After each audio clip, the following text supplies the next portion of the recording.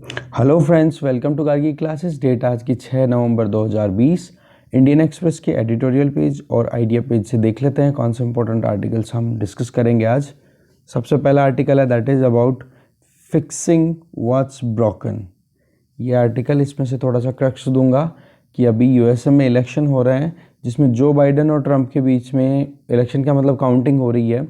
तो उसमें ये देखा जा रहा है कि दोनों के बीच में एक बराबर की टक्कर देखने को मिल रही है, जबकि जो जितने भी एग्जिट पोल्स आए थे उनके हिसाब से ये डिक्लेयर किया गया था कि जो बाइडन एक अच्छी खासी मार्जिन से जीतेंगे। पर यहाँ पर देखा जाए तो डोनाल्ड ट्रंप को 48% तक वोट काउंटिंग मिल रहा है। तो एक ही चीज़ आ रही है निकल के कि यूएसए में जो पॉलिटिकल डिवीज़न है या फिर आइडियोलॉजिकल डिवीज़न है वो कितना ज़्यादा डीपली हो चुका है, मतलब डीपनिंग पोलराइजेशन। उससे रिलेटेड ये आर्टिकल है, देखेंगे आप। इसमें ये आर्टिकल हमारे काम का नहीं है। बीजेपी का कैंपेन तमिलनाडु में, ये आर्टिकल फिर से यूएसए में इलेक्शंस को लेकर के बिल्कुल काम का नहीं है, ये भी काम का नहीं है। ये cancer in time of Covid, ये आर्टिकल ठीक है, इसके बारे में हम डिस्कस करेंगे। फिर ये वाला आर्टिकल डिस्कस नहीं करेंगे, ये आर्टिकल देखेंगे और जेंडर इक्विटी प्रेस रिसेट, ठीक है। इसमें अभी कोविड-19 के बाद में किस तरीके से वुमेन पार्टिसिपेशन इंक्रीज़ हुआ और क्या क्या प्रॉब्लम्स का सामना करना पड़ा कोविड-19 के टाइम पे जो वुमेन है उनको घर पे, ठीक है। फिर ये वाला आर्टिकल है नीचे, myth of silent women voter. इसमें अभी बिहार के इलेक्शन, अभी आपको पता है लास्ट राउंड के इलेक्शन 7 तारीख को मतलब कल होंगे। तो अभी तक कैंपेन कंप्लीट हो चुके हैं। तो यहाँ पर कुछ इश्यूज़ को उठा कर लेके आ रहे हैं कि किस तरीके से बिहार में वुमेन जो है वो अभी भी इतना ज़्यादा एम्पावर्ड फील नहीं करती हैं, क्या वजह है और क्या आगे लाइन है, ठीक है। दोनों आर्टिकल्स यहाँ से देखेंगे। तो चलिए देखते हैं। ये फर्स्ट आर्टिकल है फिक्सिंग व्हाट्स ब्रोकन। इसमें दो ही इम्पोर्टेंट चीज़ें बताई जा रही है कि अभी लास्ट एक तरीके से पूरा अगर प्रोसेस देखें यूएस में प्रेसिडेंशियल इलेक्शन को लेके, तो बहुत ज़्यादा ट्रेजेडीज़ का सामना करते हुए दिखाई दे रही है अमेरिकन पॉलिटिक्स। और उसमें सबसे इम्पॉर्टेंट चीज़ है वो दो। नंबर 1 कि डीपनिंग पोलराइजेशन। यूएसए में आप देखोगे इस टाइम पे वाइट डोमिनेंस और दूसरी तरफ बची हुई जितनी भी माइनॉरिटीज़ हैं उनमें एक तरीके से बहुत गज़ब का गैप देखा जा रहा है। तो उसकी वजह से यूएसए में जो पॉलिटी है वो कहीं ना कहीं डिसफंक्शनल होती जा रही है, जबकि यूएसए प्लूरलिटी के लिए फेमस रहा है हमेशा से। आज यूएसए अगर वर्ल्ड पावर है तो उसके पीछे है कि हर तरीके के ओपन माइंडेड लोगों को यहाँ पर एक्सेप्ट किया गया। हर एक कंट्री, हर एक एथनिसिटी, इनके बेसिस पे कहीं पर भी कोई डिस्क्रिमिनेशन नहीं देखने को मिला। इवन ये कहा जाता है कि डेमोक्रेसी का जो रियल सेंस है वो यूएसए में फील होता है। बट आप देखोगे पोलराइजेशन यहाँ पे बहुत ज़्यादा हो गया।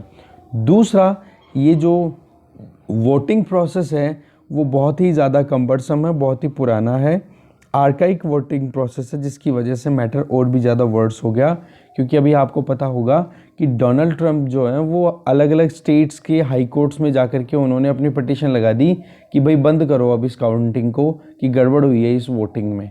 क्योंकि ये टाइम प्रोसेस ज़्यादा लग रहा है ना काउंटिंग में, तो इस वजह से कहीं ना कहीं मौका मिल रहा है जो हारने वाली पार्टी है उसको, क्योंकि डोनाल्ड ट्रंप अब की बार हार रहे हैं थोड़ा सा। पर फिर भी देखोगे तो 48% वोट अगर वो कहीं पे ले रहे हैं तो अपने आप में वो एक रिकॉर्ड करने वाली बात है, ठीक है। तो मेन तो यही चीज़ आ रही है कि दो चीज़ें, पोलराइजेशन और एक आर्काइक वोटिंग प्रोसेस। बाकी वो ही चीज़ें रिपीट हो रही हैं जो पॉलिटिक्स में होती हैं, जो हमारे काम की बिल्कुल भी नहीं है। कि कोरोना वायरस को टैकल नहीं कर पाए तो उसकी वजह से कहीं ना कहीं डेमोक्रेट्स को एक अपर हैंड मिल रहा था। वो अगर देखें तो अभी वोटर टर्नआउट जितना हुआ है और काउंटिंग देखी गई है तो ट्रंप इतना बुरे तरीके से भी नहीं आ रहे हैं जितना कि एग्जिट पोल्स में बताया गया था। तो कहने का मतलब यही है सारा का सारा कि अभी जो बाइडन के सामने एक चैलेंज भी है कि इस पोलराइज्ड सोसाइटी को कहीं ना कहीं उसी वैल्यू सिस्टम में इंटीग्रेट करना जो कि डोनाल्ड ट्रंप से पहले था। देखो अब आज जितने भी आर्टिकल्स आए ना यूएसए की इलेक्शन से रिलेटेड, पॉलिटिक्स से रिलेटेड, उनमें सब में ट्रंप को क्रिटिसाइज़ किया जा रहा है कि इनकी वजह से आज यूएसए में डिवीज़न देखने को मिल रहा है और उसको टैकल करना बहुत ही बड़ा रिस्की काम रहेगा जो बाइडन के लिए। बाकी पॉलिटिक्स से सारी की सारी वो अपने इतने काम की है नहीं। नेक्स्ट आर्टिकल देखते हैं। नेक्स्ट आर्टिकल है cancer in time of Covid. इस आर्टिकल को लिखा है हरमाला गुप्ता ने। देखो, जब से कोविड-19 बीमारी आई है तब से कैंसर से डील करना थोड़ा ज़्यादा मुश्किल होता हुआ दिखाई दिया है, क्योंकि जिन लोगों को कैंसर की बीमारी लगी हुई है वो अभी जल्दी से मतलब जाना ही नहीं चाहते, हॉस्पिटल विजिट ही नहीं करना चाहते, चाहे वो स्क्रीनिंग के लिए जा रहे हो या फिर ट्रीटमेंट के लिए जा रहे हो या फिर ऑपरेशन के लिए भी अगर जा रहे होंगे तो उनका ऑपरेशन पोस्टपोन कर दिया गया। तो आप देखोगे कितना ज़्यादा हार्डशिप उनके लिए बढ़ गई। दूसरी तरफ जो लोग क्लिनिकल ट्रायल्स में ऑलरेडी थे उन्होंने भी अपनी मतलब जो काम जो उनका चलना था, पूरा प्रोसेस उनको फॉलो करना था, उसको अबंडन कर दिया। तो कहने का मतलब ये है कि कैंसर पेशेंट्स क्यों नहीं गए, तो इसकी वजह है क्योंकि इम्यूनिटी उनकी बहुत कम हो जाती है। अब ट्रीटमेंट ले रखा है जैसे कि रेडियोथेरेपी हो गया, कीमोथेरेपी हो गया, तो इसकी वजह से उनमें इम्यूनिटी वैसे ही बहुत कम हो जाती है। तो कोमॉर्बिडिटीज़ की वजह से डेथ्स ज़्यादा रजिस्टर की गई है। और आप देखोगे कैंसर की जो बीमारी है वो ज़्यादा ओल्ड एज जो पीपल होते हैं उनमें ज़्यादा प्रेवलेंट है। तो ओल्ड एज वालों की डेथ में देखोगे तो कोमॉर्बिडिटी मतलब पहले से बीमार कोई है और उसमें कैंसर अगर किसी के है तो उसके बाद में तो देखो बहुत ही ज़्यादा परेशानियों का सामना करना पड़ता है और इवन डेथ भी हो जाती है। और कोरोना वायरस तो वही है कि जिसकी इम्यूनिटी अच्छी है वो कोरोना वायरस को टैकल कर लेगी उसकी बॉडी, और नहीं है तो फिर वो प्रॉब्लम का सामना करता है, अल्टीमेटली फिर उसकी डेथ भी हो सकती है। ठीक है, तो एक डर सा बन गया सबके मनों में इस नोवल कोरोना वायरस को लेकर के कि कैसे भी करके कैंसर के साथ में तो अभी जी रहे हैं ओके, बट कहीं हम पता पड़े कि कैंसर को तो फाइट कर ही रहे थे पर कोरोना का अटैक हो गया तो कहीं ना कहीं प्रॉब्लम ना हो जाए। तो वो रिलेक्टेंट हो गए हॉस्पिटल्स को विजिट करने से पहले, क्योंकि जो मैंने बता दिया कि लो immunity was the main issue, क्योंकि कोमॉर्बिडिटी के कारण ज़्यादा प्रॉब्लम का सामना करना पड़ा है पेशेंट्स को। दूसरी तरफ अगर देखें तो कैंसर जो है ना वो एक अपने आप में अभी तक भी अनकंट्रोलेबल बीमारी है, अभी तक कंट्रोल नहीं हो पाई है, ना इसकी कोई क्योर है। दी भी जाती है तो क्या पहले सर्जरी कर देते हैं, सर्जरी करने के बाद में फिर रेडियोथेरेपी में कुछ नहीं होता तो फिर कीमोथेरेपी देनी पड़ती है। तो कहने का मतलब ये है कि हर तरीके से अभी क्या है कि क्योर भी जो है वो 100% एप्लीकेबल नहीं है, रिजल्ट उसके अच्छे नहीं मिल रहे हैं। यहाँ पर राइटर एक डेटा को कोट कर रहे हैं कि कैंसर एटलास के अकॉर्डिंग देखें तो 2018 का जो डेटा था उसमें लगभग 43.8 मिलियन कैंसर सर्वाइवर्स थे, या फिर अपन कह सकते हैं जिनके कैंसर डायग्नोज हुआ था पिछले 5 सालों में। ठीक है, तो आप देखोगे पिछली बार का जो रिकॉर्ड था उससे ज़्यादा। इसके अलावा आप देखोगे कैंसर सर्वाइवरशिप की अगर बात करें तो वो नंबर्स में धीरे धीरे बढ़ती है, डिपेंड करता है कि एक तो डिटेक्शन कम हो रहा है और ट्रीटमेंट क्या दिया जा रहा है। जैसे आपको पता होगा कि अर्ली स्टेजेस में अगर कैंसर डिटेक्ट हो जाता है तो स्कोप बचता है कि हाँ लाइफ को थोड़ी सी सेफ किया जा सके, पर अगर सेकंड स्टेज, थर्ड स्टेज, इस तरीके की एडवांस स्टेज पे अगर कैंसर का पता पड़ता है तो फिर बाद में इतना ज़्यादा टाइम बचता नहीं है। तो सबसे इम्पोर्टेंट चीज़ आती है अवेयरनेस कि लोग कितने जागरूक हैं। ठीक है, क्योंकि अगर अवेयर होंगे, थोड़े से बॉडी में सिम्टम्स आएंगे तो वो जल्दी से क्या करेंगे, कुछ ना कुछ एक प्रिवेंटिव अप्रोच की पॉइंट ऑफ व्यू से ही पहुंच जाएंगे हॉस्पिटल में कि हाँ भाई देखो ये क्या हो रहा है। ठीक है, बट आप देखोगे कि कहीं ना कहीं अनअवेयरनेस की वजह से कैंसर की जो बीमारी वो लगातार बढ़ती चली जाती है। रही सही में अवेयरनेस अगर है तो लोग ना तो टॉबैको कंज्यूम करेंगे ना लिकर कंज्यूम करेंगे कंटिन्यूस बेसिस पे, तो इसकी वजह से भी कहीं ना कहीं कैंसर को कम किया जा सकता है। अब आप देखोगे आप केवल केमिकल जो कि कैंसर मतलब कैंसरस जो केमिकल्स होते हैं उनका कोई ये तो है नहीं कि केवल अल्कोहल या टॉबैको के कंजम्पशन से ही होता है। वो तो आसपास में अगर कोई ऐसी एक्टिविटी होती है, कोई मान लो आप किसी इंडस्ट्रियल एरिया के आसपास में रह रहे हो तो वहाँ पर भी तो वो प्रोडक्शन हो सकता है और वो भी आप इनहेल कर सकते हो सांस के साथ में, तो वो भी अपने आप में बहुत बड़ा इशू है। तो पोल्यूशन भी अपने आप में एक बड़ा कॉज है।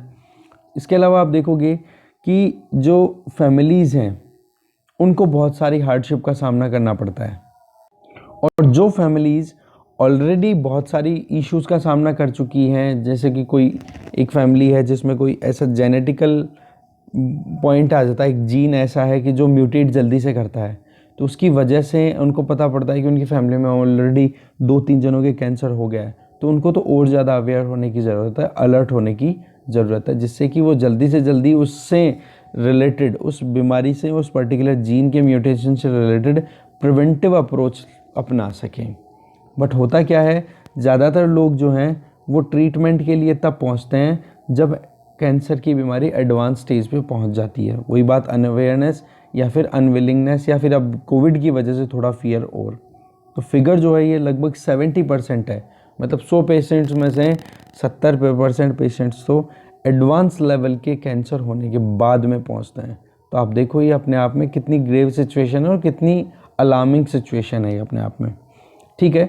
और जर्नी जो है वो लगातार कहीं ना कहीं सफरिंग बढ़ती रहती है, साइड इफ़ेक्ट्स आते रहते हैं, क्योंकि वही बात है, क्योंकि जैसे जैसे एडवांस स्टेज पे आपने जाकर के डायग्नोज करवाया तो ट्रीटमेंट भी आपको हैवी डोज का मिलेगा, तो आपकी बॉडी में टॉक्सिक ट्रीटमेंट भी ज़्यादा जाएगा, तो वो तो देखो फिर हैवी टोल की तरफ चला जाता है, मतलब death, number of mortality fertility जो है वो बढ़ती चली जाती है। तो वो चीज़ है ना, उसको रोकना हमारे लिए बहुत ज़रूरी हो जाता है।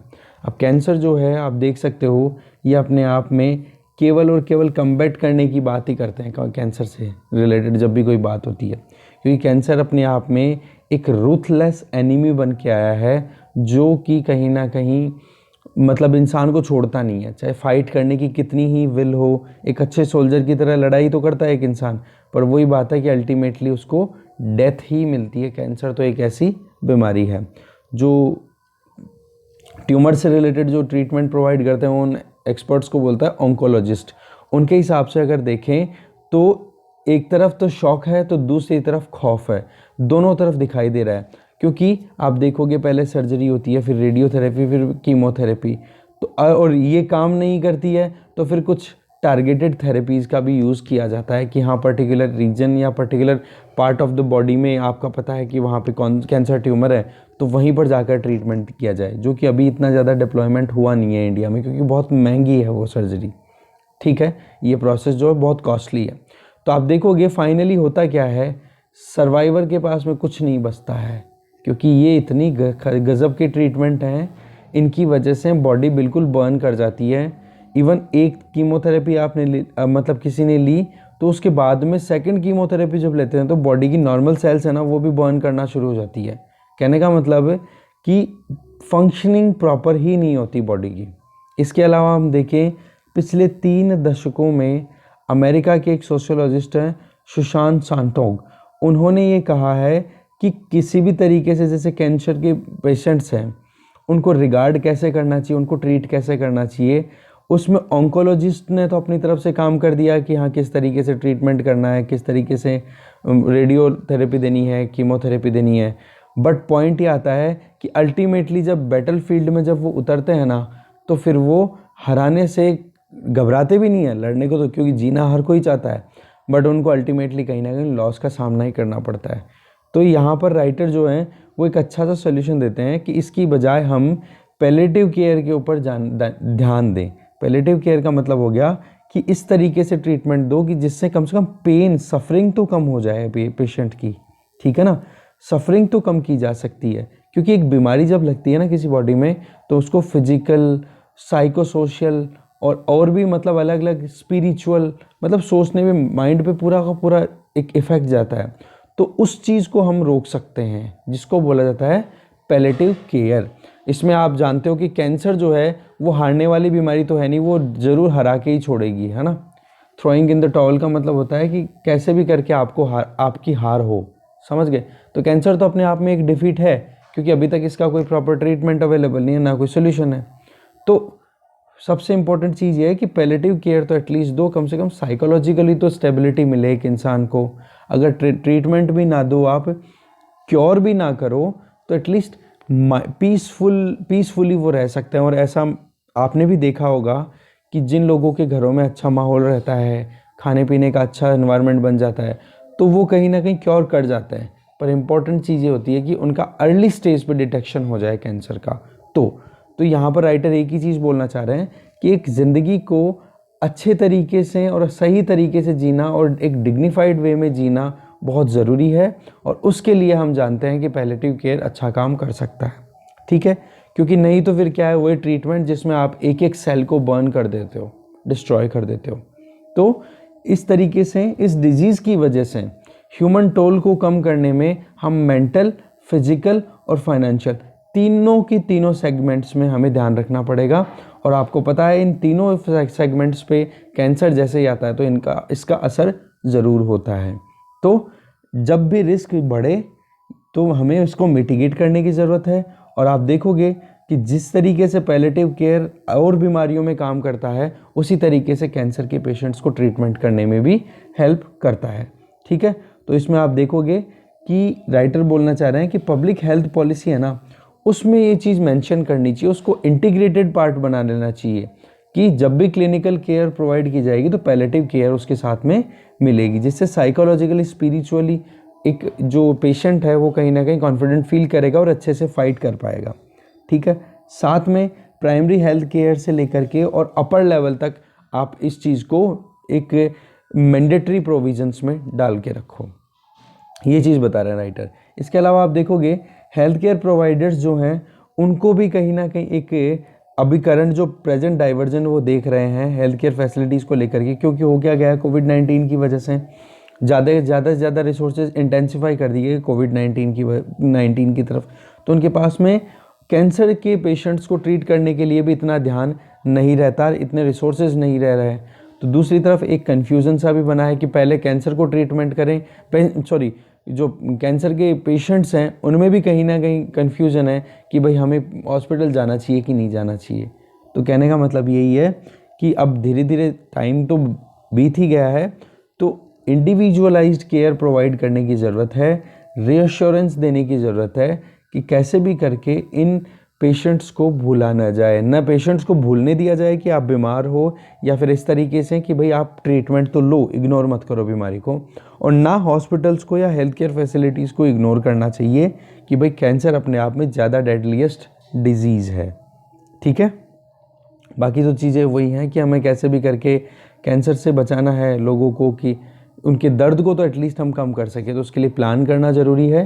तो एक तरफ तो आप क्लिनिकल केयर की बात करो, तो दूसरी तरफ उसी के हैंड बाय हैंड आपका चलना क्या चाहिए, पैलिएटिव केयर, जिसमें आप उनका पेन कम करते हो। ठीक है, नेक्स्ट आर्टिकल देखते हैं। नेक्स्ट आर्टिकल है on gender equity press reset.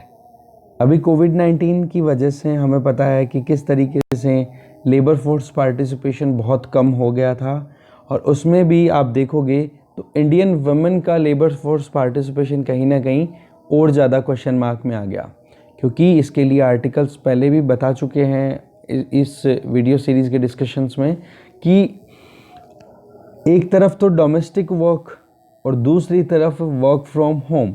तो आप देखोगे वर्क फ्रॉम होम तो कहीं ना कहीं वुमेन के लिए एक फैसिलिटेट करने का एक स्कोप निकल के आया कि चलो घर पे सब कुछ मैनेज कर लिया। बट आप देखोगे डोमेस्टिक वर्क है उसका बर्डन अभी तक भी कम नहीं हुआ था, तो डबल बर्डन आ गया था। ठीक है, कि बच्चे भी घर पे ही हैं, स्कूलिंग उनकी चल नहीं रही है तो वो घर पे ही हैं, तो इस वजह से क्या हो गया सर, एक बर्डन और एक्स्ट्रा, नहीं तो स्कूल चले जाते हैं तो फीमेल्स को क्या थोड़ा सा टाइम स्पेस मिल जाता है। तो अभी देखते हैं कि राइटर क्या ओपिनियन देना चाहते हैं अपना यहाँ पे। राइटर ये बोल रहे हैं कि अभी तक हमारे यहाँ पे गवर्नमेंट ने बहुत कोशिशें की है कि कैसे भी करके लेबर फोर्स पार्टिसिपेशन में विमेन पार्टिसिपेशन और इंक्रीज़ हो, बट अभी तक भी हम उसमें सक्सेसफुल नहीं हो पाए।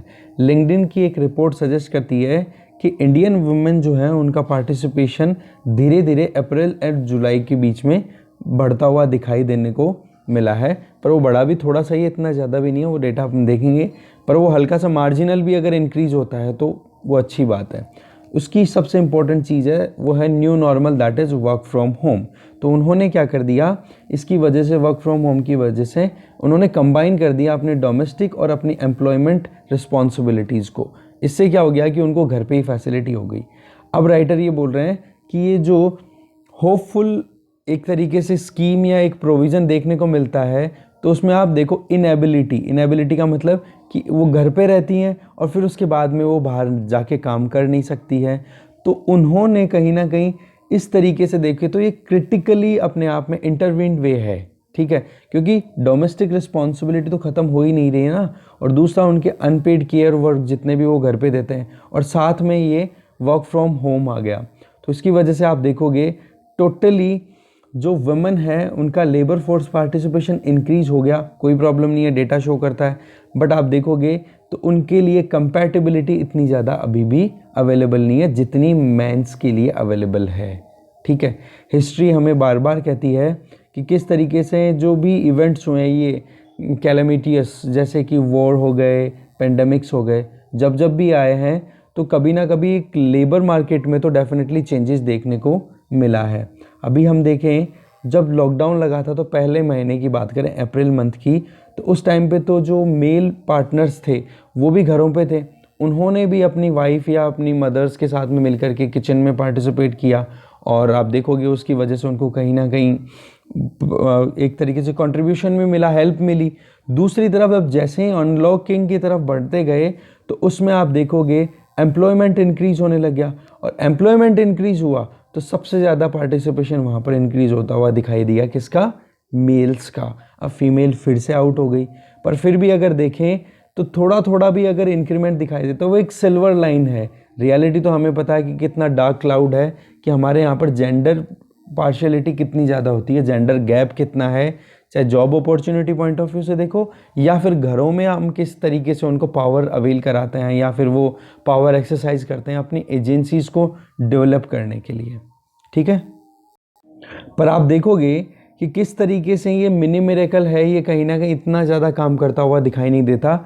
इंटरनेशनल ट्रेंड्स भी यही शो कर रहे हैं, क्योंकि जैसे ही वर्क फोर्स में पार्टिसिपेशन वर्क फ्रॉम होम की वजह से बढ़ा, तो दूसरी तरफ चाइल्ड केयर का जो बर्डन है वो भी डिस्प्रोपोर्शनेटली इन पे बढ़ा है, तो वो भी तो एक प्रेशर का काम ही हुआ। अगर हम हमारे नेशनल लेवल डेटा के हिसाब से देखें तो आप देखोगे कि पेंडेमिक है ना, वो अभी भी सक्सीडेड नहीं माना जा सकता, क्योंकि अगर हम देखें एक जेंडर गैप की जो निडल है, अगर उसको हम पेड और अनपेड वर्क की तरफ, मतलब अनपेड वर्क से पेड वर्क की तरफ भी मूव करें तो बहुत मुश्किलें होती हैं, क्योंकि जो बिगेस्ट कॉन्ट्रैक्शन देखा गया है ना एम्प्लॉयमेंट को लेके, वो अप्रैल 2020 में देखा गया है। आपको पता है पहले ही हमारे यहाँ पे अनएम्प्लॉयमेंट 45% चल रहा था। ठीक है, इससे लॉकडाउन से पहले, फिर उसके बाद में लॉकडाउन लगने के बाद में तो अनएम्प्लॉयमेंट और ज़्यादा बढ़ गया। तो देखोगे कि यहाँ पर CMIE, centre for monitoring Indian economy, इसके डेटा के अनुसार जनवरी 2019 से लेके मार्च 2020 के बीच में लगभग 403 मिलियन जॉब्स थी, जो कि 2020 अप्रैल जैसे लॉकडाउन लगा 282 मिलियन तक आ गई। फिर रिकवरी स्टार्ट होती है अगस्त 2020 तक आते आते आप देखते हो कि जॉब 282 मिलियन तक आ चुकी थी अप्रैल 2020 में, तो अगस्त 2020 की तक पहुंचते कितनी होगी? 393। ये डेटा थोड़ा सा एकदम माइक्रो लेवल है तो इतना काम का नहीं है, बस सेंस लो आप कि जॉब इंक्रीज हुई। यहाँ पर आप देख रहे हो 403 मिलियन जॉब्स थी। अब पर प्रॉब्लम कहाँ आती है? मेंस का पार्टिसिपेशन आप देखो कितना है, 360, 256, 353, और जबकि वुमेन पार्टिसिपेशन कितना है? 43, 26, 39 मिलियन। कितना ज़्यादा गैप है ये। ठीक है, तो कहने का मतलब यही है कि कोविड-19 पेंडेमिक ने इतना कुछ भी नहीं किया है। ये बात जो यहाँ पे मिनी मिरेकल बताया गया ना, ये मिनी मिरेकल मिनी ही रह गया है, ज़्यादा कुछ एक अच्छे स्केल पे इतना कुछ काम नहीं करता हुआ दिखाई दिया। तो आप देखोगे यहाँ से डेटा से बिल्कुल क्लियर है कि एक लार्ज जेंडर गैप देखने को मिल रहा है पेड वर्क में, जो बिल्कुल डिक्लाइन नहीं कर रहा है। जबकि लिंक्डइन के डेटा ने क्या बोला कि भाई थोड़ा बहुत वुमेन पार्टिसिपेशन बढ़ा है, बट वही चीज़ है, नॉर्मल सर्कमस्टांसेस जैसे आनी शुरू हुई तब हम देखते हैं कि women participation in labour force अभी भी कम ही बनता रह रहा है। दूसरा यहाँ पे राइटर जो बोलना चाह रहे हैं वो ये कि आप देखोगे जो एम्प्लॉयमेंट वुमेन पार्टिसिपेशन था अगस्त 2019 में, वो अभी 9.5% तक डिक्लाइन कर गया अगस्त 2020 में आते आते जैसे अनलॉक शुरू हुआ। तो आप देख सकते हो वुमेन लेबर पार्टिसिपेशन कम हुआ है। इसके अलावा आप देखोगे हम जेंडर डिफरेंस को यहाँ पर भी फील कर सकते हैं कि किस तरीके से अनपेड वर्क है उसमें वुमेन ज़्यादा एक्टिवली पार्टिसिपेट करती हैं बजाय कि मेल। ये अपने आप में यूनिवर्सली और हर तरफ आप देखोगे तो ये बात आपको कॉमन दिखेगी। तो थ्रू आउट वर्ल्ड ये चीज़, अब इसमें क्या बता रहे हैं राइटर कि इंडिया में आप देखोगे तो अनइक्वल जेंडर डिवीज़न आपको बार बार देखने को मिलता है। और उसमें सबसे इम्पोर्टेंट चीज़ ये कि जैसे ही लॉकडाउन लगा या लॉकडाउन के बिना भी हम सिचुएशन देखें तो वुमेन जो हैं वो 5 से 10 गुना ज़्यादा टाइम अपने घर पे स्पेंड करती हैं एज़ कम्पेयर टू मेन। रही सही में लॉकडाउन जैसे ही लगा तो और रिस्पॉन्सिबिलिटी बढ़ी। हाँ, ये बात ठीक है चलो कि शुरुआत में तो मेल काउंटर पार्ट ने या मेल जो थे जिनको भी घर पे स्टे करना पड़ा था, उन्होंने थोड़ा बहुत इनिशियली हेल्प की।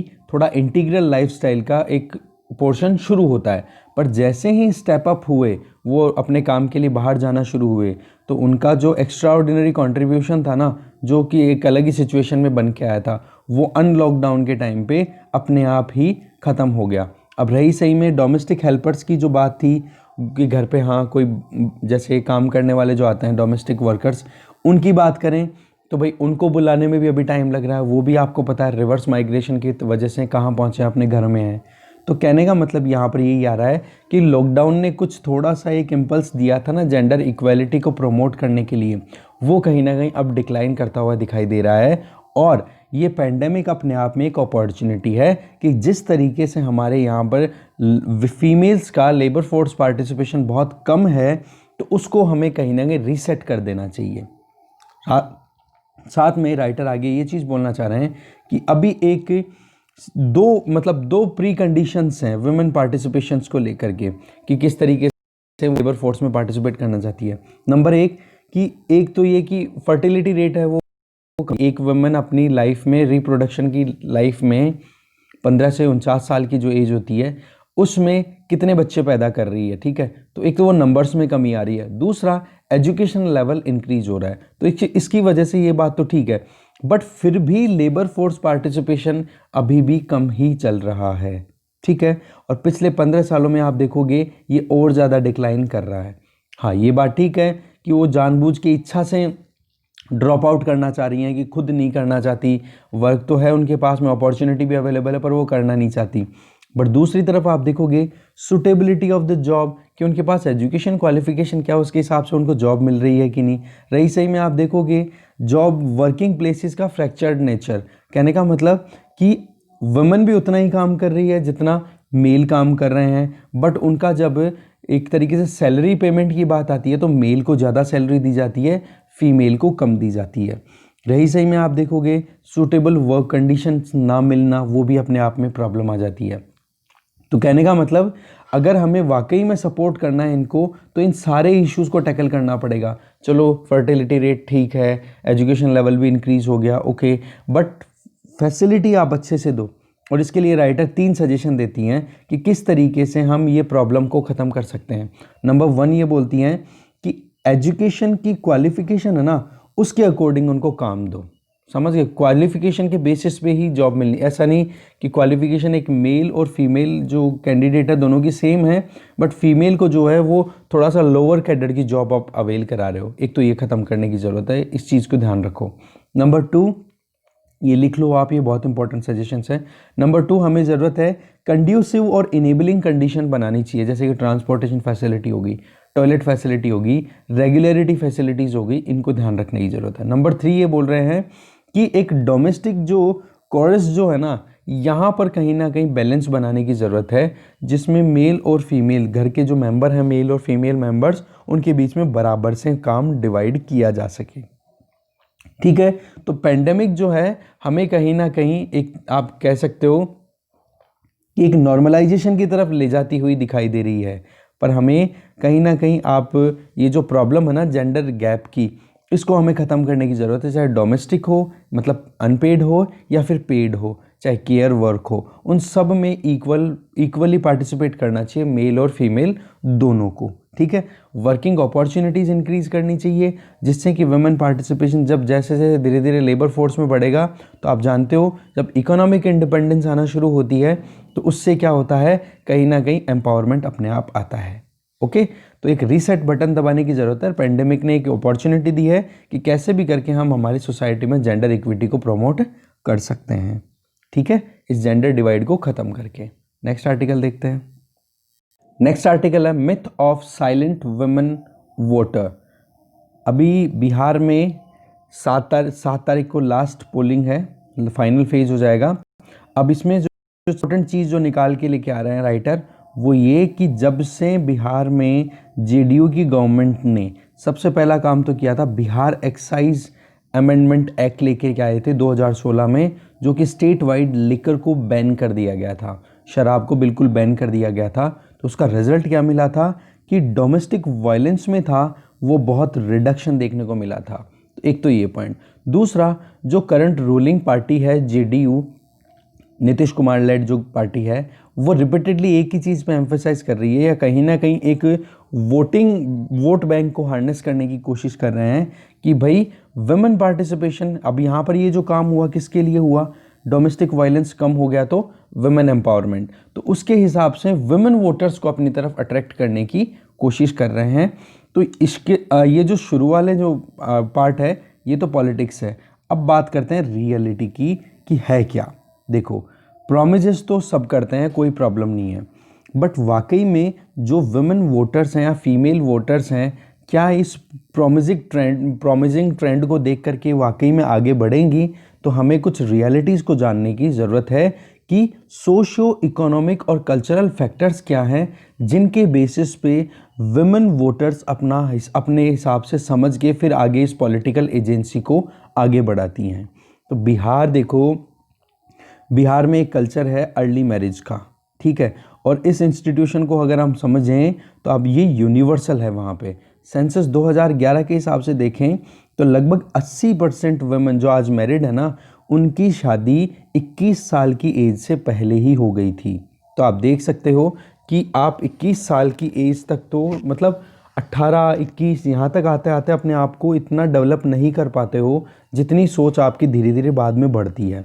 और रही सही में अगर शादी जल्दी हो जाती है तो डोमेस्टिक जो जितने भी इश्यूज जैसे प्रीवियस आर्टिकल में हमने देखा, तो वो सारे बर्डन आ जाते हैं। तो इन चीज़ों के बारे में सोचना ही, दिमाग ही नहीं लगाती हैं फिर वो, और कहीं ना कहीं फिर सबॉर्डिनेट बन के रह जाती हैं अपने हस्बैंड के कि हाँ भाई वो जो बोलेंगे या फैमिली जो चाहती है वो हम करेंगे।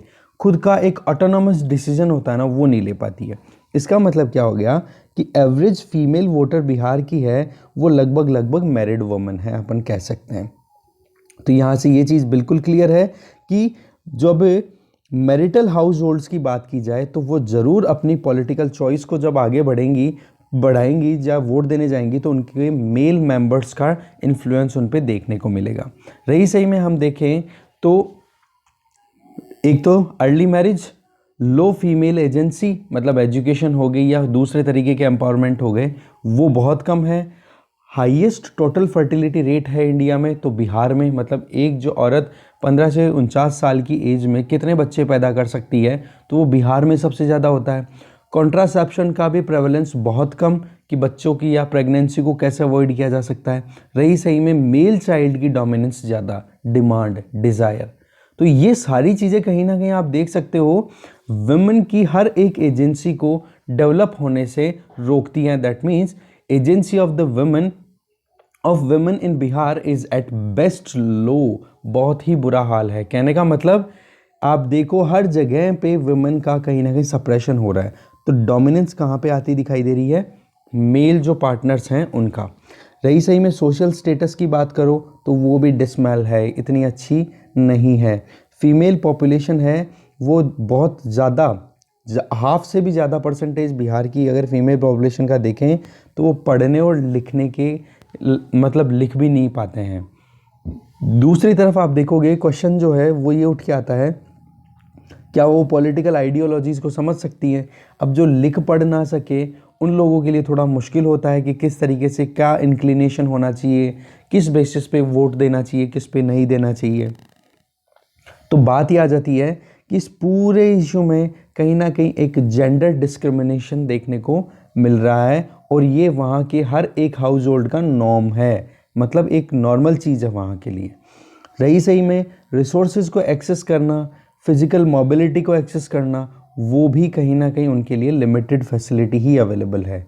दूसरी तरफ हम देखें बिहार में जितनी वुमेन है उनमें से 2/3 वुमेन का इतना हाल है कि वो कहीं ना कहीं फिजिकल या फिर सेक्सुअल वायलेंस का सामना करती ही रहती हैं। 2/3 मतलब 70% के लगभग, बहुत ज़्यादा होता है। इसी के हिसाब से देखें तो आगे बढ़ें, ये सिचुएशन और ज़्यादा ख़राब होती हुई तब दिखाई देती है जब वोटिंग की बात आती है, क्योंकि अल्टीमेटली इन्फ्लुएंस मेल का ही आता है। हाँ, ये बात एक हो सकती है कि जब आप सीक्रेट बैलेट के थ्रू वोट कर रहे हो तो वहाँ पर जाकर के वो अपने हिसाब से अपनी ऑटोनॉमी को एक्सरसाइज करते हुए वहाँ पर पता तो पड़ता नहीं, हाँ पति ने तो बोल दिया कि भाई जाकर के पार्टी ए को देना है वोट, पर उन्होंने सोचा नहीं पार्टी बी है, उसने मेरे लिए अच्छा किया था, तो वो जाके वहाँ पे बटन प्रेस कर दे, तो वो एक अलग सिचुएशन है। बट अगर बाहर की बात करें और ज़्यादातर जो है स्कोप यही बनता है कि क्या माहौल बना हुआ है, तो वुमेन को जो कहा जाता है फिर वहाँ पे जाके कर देती है। अब यहाँ पर एक एग्जाम्पल देना है राइटर कि एक अलार्मिंग फिगर है कि 34% जितनी भी वुमेन है ना स्टेट की, उनको कोई अथॉरिटी नहीं है कि वो अपने खुद के डिसीजंस ले सके, इवन हाउस होल्ड मैटर्स पे भी। तो आप देख सकते हो, और वो भी हेल्थ मैटर्स पे, खुद की हेल्थ मैटर्स पे भी 34% वुमेन अगर डिसीजन नहीं ले पा रही है, तो हम देख सकते हैं कि वो किस तरीके से पॉलिटिकल डिसीजन ले पाएंगे। तो राइटर एक ही चीज़ बोल रहे हैं कि बिहार में अभी सिचुएशन थोड़ी सी ग्रेव है और वो लगातार बनी रह रही है।